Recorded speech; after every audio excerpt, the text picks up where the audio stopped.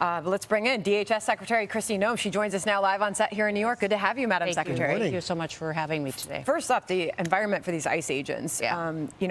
We fear what may be coming next as we are not seeing the rhetoric tone down. No, in fact, it's getting worse. Some of these Democrat leaders in some of these communities and states are really, really elevating the emotion out there and lying and putting these officers' lives in jeopardy. So I'm hopeful that people remember that they are just upholding the rule of law and remember what our streets were like under the last administration, how dangerous it was, and that President Trump and these ICE officers are going after murderers and rapists, people who are trafficking our children.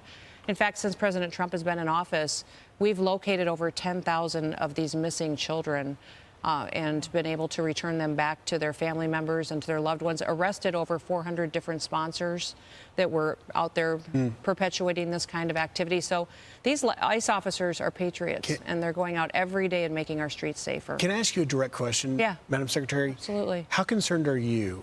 Because what we saw in Alvarado, Texas, that coordinated attack with AR-style rifles, one officer getting shot in the neck, body armor. This isn't just a protest that got out of control and passionate.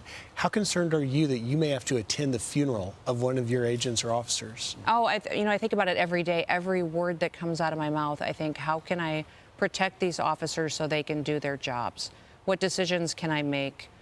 Today, I think people recognize that when you're responsible for making decisions that puts people in a situation that could cost them their lives, that it's a heavy weight that sits on you every single day. So what these people that are political have done by elevating this to where we now have a 700% increase in violence against our ICE officers is really unprecedented. It really is unprecedented, this environment that we're in.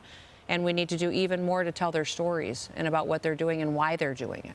So we want to be careful because we don't want to give too much publicity to this, but we have to ask you about it. There's this new website out that uses facial recognition and AI to identify the faces of ICE agents and then mix them with things like other things on the internet, pictures on the internet, to identify them and dox them. And the website says, why are we targeting individuals at ICE? Aren't they just doing their job? They answer it. Evil is built on the back of people doing in boring jobs, just following orders. How dangerous is this? It's extremely dangerous. And what you were talking about, Griff, is exactly what they're doing. They're not just threatening them and doxing them, they're ambushing them. They're threatening their families. They're talking about kidnapping their families. They're, going after their colleagues.